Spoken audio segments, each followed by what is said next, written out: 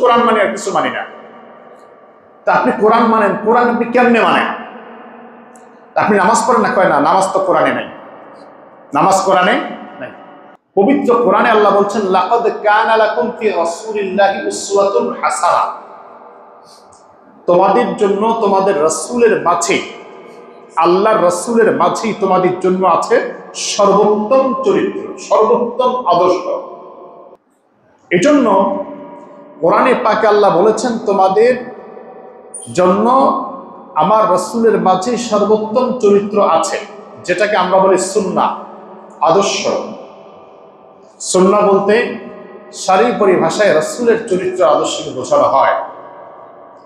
তো রাসূল কারীম সাল্লাল্লাহু আলাইহি ওয়াসাল্লামের এই চরিত্রটা আল্লাহ পাক গোটা দুনিয়ার সকল মানুষদের জন্য আল্লাহ পাক এটাকে আদর্শ হিসেবে কবুল করেছেন এবং আল্লাহ নির্বাচিত করেছেন। এখন আল্লাহ বলেছেন যে তোমাদের রাসূলের মাঝেই আছে তোমাদের জন্য সর্বোত্তম চরিত্র। এখন রাসূল কারীম সাল্লাল্লাহু আলাইহি ওয়াসাল্লাম যে ব্যবসা করেছেন, ব্যবসাটা কিভাবে করেছেন এই বর্ণনা কিন্তু কোরআনে দেয় নাই আল্লাহ।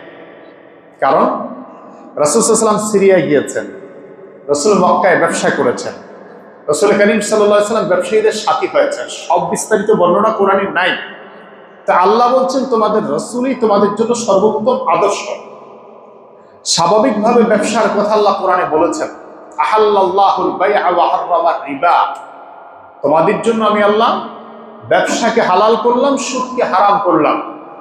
তো ব্যবসার পদ্ধতি কি হবে, ব্যবসা কেমনে করলে রাসূলের সুন্নাহ মোতাবেক হবে, তাহলে এটা জানতে হলে কোরআনের এই আয়াতের সাথে আমাদেরকে রাসূলের চরিত্র সম্পর্কে, রাসূলের ব্যবসায়িক যে হাদিস আছে এই হাদিসগুলি সম্পর্কে আমাদেরকে জানতে হবে, যে কোন কোন ব্যবসা হালাল, কোন কোন ব্যবসা হারাম, কোন ব্যবসায় হালাল হয়, কোন ব্যবসায় হারাম হয়, কোন ব্যবসা বৈধ, কোন ব্যবসা অবৈধ, কোন ব্যবসার সাথে কোন ব্যবসার পার্টনার হওয়া যায়। তাহলে আপনি এই বিষয়টাকে উপলব্ধি করতে পারলে রাসূলের সুন্নাহ খুঁজতে হবে, রাসূলের আদর্শ খুঁজতে হবে, রাসূল সাল্লাল্লাহু আলাইহি ওয়াসাল্লাম হাদিসে কি বলেছেন। এজন্য আমাদের একটি পরিভাষা হচ্ছে কোরআন এবং সুন্নাহ। বলেন কোরআন এবং সুন্নাহ। একজন আদর্শবান মুসলিম সে শুধু কোরআন মানবে না। আজকে বাংলাদেশে একটা দল বেড়েছে, তারা নামাজ পড়ে না, রোজা রাখে না, হজ করে না, যাকাত দেয় না। ওরা কয় এগুলির কথা কোরআনে নাই, আমরা শুধু কোরআন মানি। তো কোরআনে কি আছে? ওয়ারকাউ মা'আর রাকিঈন, তোমরা রুকু করো। তারা দৈনিক একবার দুইবার রুকু করবে আর সেজদা করবে, আর কোনো নামাজ পড়ে না, মাঝে মাঝে সেজদা দিবে, এটাই তাদের নামাজ। এখন যে বলে কোরআন মানে, কিন্তু সে শুধুমাত্র সেজদা দেয় আর কিছু করে না। এখন সেজদাতে আপনি দিচ্ছেন, এই যে আপনি মাথা নত করে মাটিতে লাগাচ্ছেন আপনার নাক কপাল, আমি বলবো আল্লাহ বলছে সেজদার কথা, কিন্তু মাটিতে নাক আর কপাল লাগায় এই পদ্ধতিতে সেজদা দিতে হবে, এই কথা তো আল্লাহ কোরআনে বলে নাই। তাহলে আপনি এভাবে দিচ্ছেন কেন? তাহলে আপনি এভাবে দিচ্ছেন, তার মানে সেজদার এই পদ্ধতিটা রাসূল শিখিয়েছেন। রুকুর পদ্ধতি রাসূল আমাদেরকে দেখাইছেন, যে হাঁটুকে ভাঁজ করে মধ্যম পন্থা অবলম্বন করা, এটার নাম হচ্ছে রুকু। তাহলে আমরা রাসূলের কাছ থেকে রুকু শিখলাম, সেজদা শিখলাম। এখন বলে আমি কোরআন মানি আর কিছু মানি না, শুধুমাত্র কোরআন মানে আর সুন্নাহ মানে না, ইজমা মানে না, কিয়াস মানে না, নিঃসন্দেহে সে কাফের। কারণ সে শুধু তার শাব্দিক ভাষা হলো কোরআন। কোরআনকে মানতে হলে আপনাকে রাসূলকেও মানতে হবে, সুন্নাহও মানতে হবে। কারণ আল্লাহ বলছেন কোরআন মানো, সুন্নাহ মানো, আমাকে মানো, আমার রাসূলকে মানো। কথা ঠিক না ঠিক? শুধু কোরআনকে মানতে গিয়ে আপনি রাসূলকে বাদ দিবেন, তাতে আপনি কোরআনও মানলেন না। কারণ কোরআনেই তো আল্লাহ বলছে যে তুমি আমার রাসূলকে অনুসরণ করো, তাহলে আমাকে পাইবা, আমার অনুসরণ করবা। তা আপনি রাসূলকে মানেন না, শুধু কোরআন মানেন, রাসূলের আদর্শ মানেন না, শুধু কোরআন মানেন, তাহলে আপনার এই কথার মধ্যে দুর্বিসন্ধি আছে। এই কথাটাই যদি আমরা বাহ্যিকভাবে ভালোভাবে বুঝাইতে যাই, তাহলে উম্মত বুঝবে, না হয় ফিতনায় পড়বে।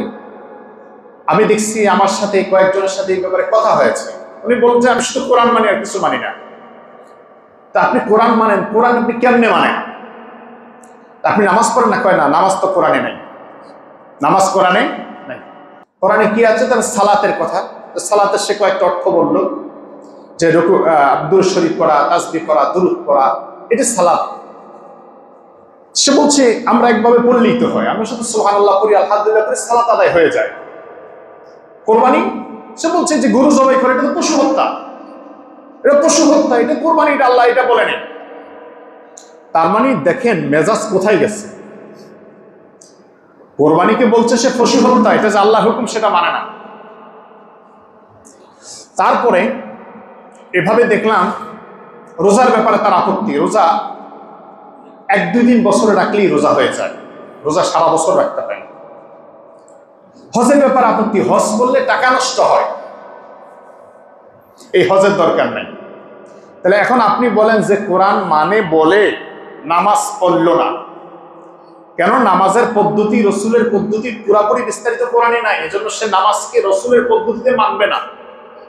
সে হজকে অস্বীকার করলো, যাকাতকে অস্বীকার করলো, সে আপনার কোরবানিকে অস্বীকার করলো, এভাবে আল্লাহর গুরুত্বপূর্ণ অসংখ্য বিধানকে অস্বীকার করলো, কিন্তু বলে সে কোরআন মানে।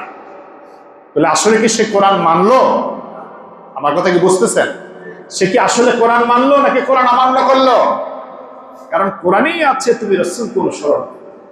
তা রসুলকে আপনি মানেন না, তা আপনি কিসের কোরআন মানেন? সুতরাং যারা বলবে শুধু কোরআন মানি, শুধু কোরআন মানি আর কিছু মানি না, নিঃসন্দেহে সে কাফের। কারণ শুধু কোরআন মানি বললে আপনি কোরআনের বিধানকে বাস্তবায়ন করতে পারবেন না যতক্ষণ রসুলকে মানা না হবে। ঠিক না ঠিক? এই মেসেজটা আমাদেরকে বুঝতে হবে। এই মেসেজটা যারা বুঝবে না তারা ভুল মনে করবে। এখন আমি যদি বলি যে আমি কোরআন মানি, আপনি মনে করবেন অনেক ভালো মানব জিনিস কোরআন মানে, কিন্তু আমি যে কোরআন মানি কথা বলার ভিতরে আমার আরো বড় ধরনের মতলব আছে। আমি ইসলামের আদর্শকে মানি না, রসুলের সুন্নাহ মানি না। তাহলে এই যে টোটাল যে বিষয়টা আমার মধ্যে আছে, এটাই হচ্ছে একটা দুর্বিষয়, এটাই হচ্ছে একটা কুফরি মতলব। এই জন্য একদল উম্মত আহলে কোরআন দাবিদার, ওরা কাফের হয়ে গেছে অলরেডি।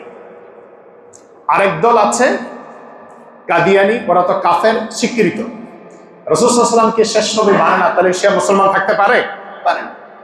সে শুধু কোরআন মানে হাদিস মানে না, তাহলে সেও মুসলমান থাকার কোনো সুযোগ নাই। তাহলে আপনাকে হাদিস মানবেন কেন? এই জন্যই মানবেন যে কোরআনে বিস্তারিত যা বর্ণনা আছে, সংক্ষিপ্ত যা বর্ণনা আছে, হাদিসে তার বিবরণ বিস্তারিত আছে। আর কোরআন মানতে হলে আমি যদি দাবি করে আমি কোরআন মানি, তাহলে রাসূলুল্লাহ সাল্লাল্লাহু আলাইহি ওয়াসাল্লামের সুন্নাহ আমাকে মানতে হবে। রাসূলের সুন্নাহ মানি না কিন্তু কোরআন মানি, এটা ভুল মুক্তি ছাড়া কিছুই। আল্লাহ পাক আমাদেরকে বুঝার তৌফিক দান করুন।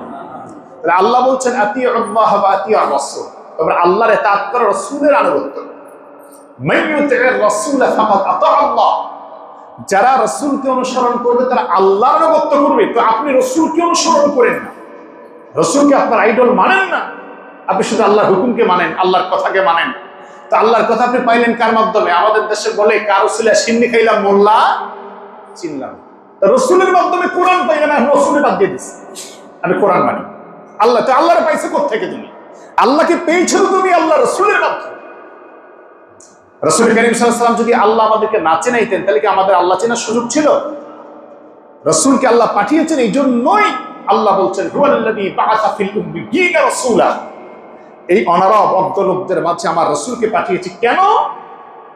ইয়াতলু আলাইহিম আয়াত, সে আমাকে চিনাবে, সে আমাকে চিনাবে, আমি আল্লাহ যে আল্লাহ, আমি আল্লাহর হুকুম মানুষের মধ্যে প্রচার করে সে আল্লাহ মুখী করবে মানুষকে, সে আল্লাহ চিনাবে। আল্লাহ স্পষ্ট ভাবে বলেছেন ইয়াতলু আলাইহিম আয়াতি, আমার নিদর্শনের কথা ছড়িয়ে দিবে।